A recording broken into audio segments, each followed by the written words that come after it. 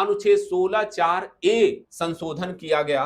85वां संविधान संशोधन 2001 के द्वारा कैचअप रूल के जगह पर परिणामिक ज्येष्ठता कंसिक्वेंटल सीनियरिटी शब्द यूज कर दिया गया। अब ये क्या होता है? परिणामिक ज्येष्ठता, कंसिक्वेंटल सीनियरिटी, परिणामिक ज्येष्ठता। परिणामिक ज्येष्ठता इसको ओवररूल करने के लिए, कैचअप रूल को ओवररूल करने के लिए लाया गया परिणामिक ज्येष्ठता। और इस केस में इस संशोधन के द्वारा इसमें कहा गया कि अब इसी एग्जाम्पल को ए बी सी है, अगर जनरल जो है 2019 में पाता है और एससी और एसटी 2020 में अगर पाते हैं तो ये सीनियर यहां था, लेकिन पदोन्नति में आरक्षण मिलने से यह उससे पहले पहुंच गया, 2022 में पहुंच गया, तो यहां यह सीनियर हो जाता था। लेकिन अगर ये जो है यहां पहुंच रहे हैं 2023 में, जनरल 2023 में पहुंच रहे हैं, तो कैचअप रूल कहता था ये सीनियर हो गए 2023 में पहुंचने के बाद। लेकिन यह परिणामिक ज्येष्ठता कहता है नहीं, अगर एक बार जो सीनियरिटी उसने प्राप्त कर ली तो वह हमेशा सीनियर ही माना जाएगा, भले ही क्या है वह बाद में जॉब पाया था। लेकिन अगर वो सीनियर हो गया यहां इस पद पर, तो फिर यह जनरल सीनियर नहीं होगा, अगर उस पद पर बाद में पहुंचता है तो वह नहीं होगा। परिणामिक ज्येष्ठता बनी रहेगी, अगर एक बार ज्येष्ठता आ गई तो वह ज्येष्ठता बनी रहेगी, सीनियरिटी बनी रहेगी। तो ये बीरपाल सिंह के केस को ओवररूल करने के लिए 85वां संविधान संशोधन करना पड़ा और अनुच्छेद 16(4)(a) में यह संशोधन करना पड़ा। अब ये अनुच्छेद 16(4)(a) के तहत संशोधन हुआ और 1964 में एक केस आया था देवासन बोर्ड बनाम भारत संघ, जिसमें कैरी फॉरवर्ड रूल लागू किया गया था, अग्रनयन का सिद्धांत लागू किया गया था देवासन बोर्ड बनाम भारत संघ 1964। इस केस में कैरी फॉरवर्ड रूल लागू किया गया था।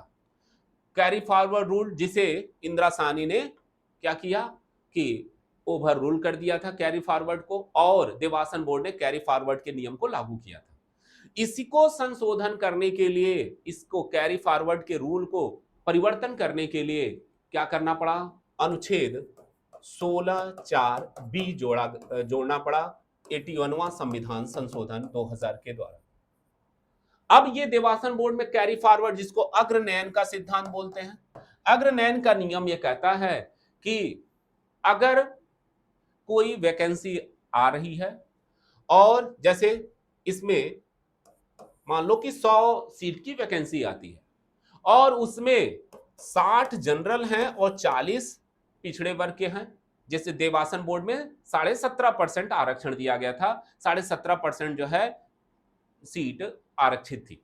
तो मैं एग्जांपल के तौर पे आपको बता रहा हूं कि अगर जनरल के 60 सीट हैं और अदर के 40 सीट हैं और जब नियुक्ति होती है तो पर्याप्त योग्यता न होने के कारण यह सीट खाली हो जाती है, 10 सीट खाली हो जाती है, तो कैरी फॉरवर्ड कहता है कि यह 10 सीट क्या होगा, अगले साल के वैकेंसियों में या उत्तरोत्तर वैकेंसियों में क्या होंगी, जोड़ दी जाएंगी। लेकिन इस जोड़ने से 50% से अधिक नहीं होनी चाहिए। अगर यह जोड़ दिया गया तो जनरल से अधिक नहीं होना चाहिए, यह कैरी फॉरवर्ड कहता। अब जैसे मान लो 40 सीटें में 30 सीटें भरी, 10 सीटें खाली रह गई, तो अब अगले साल अगर ये 2025 की वैकेंसी की एक बात मैं एग्जांपल के तौर पे कर रहा हूं, तो कैरी फॉरवर्ड रूल का जो है वह अलग तरीके से हो गया है।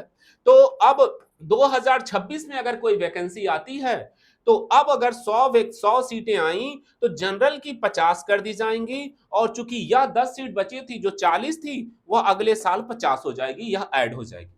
लेकिन यहां तक तो सही है, लेकिन 50 से यानी जनरल चूंकि अब तो 50% हो गया, लेकिन ये 50% से अधिक नहीं होनी चाहिए। अगर मान लो कि 15 सीट आ रही है तो इसमें हम नहीं जोड़ सकते थे उसको, फिर अगले साल उसको हम जोड़ते थे, यानी 50% से अधिक नहीं होनी चाहिए।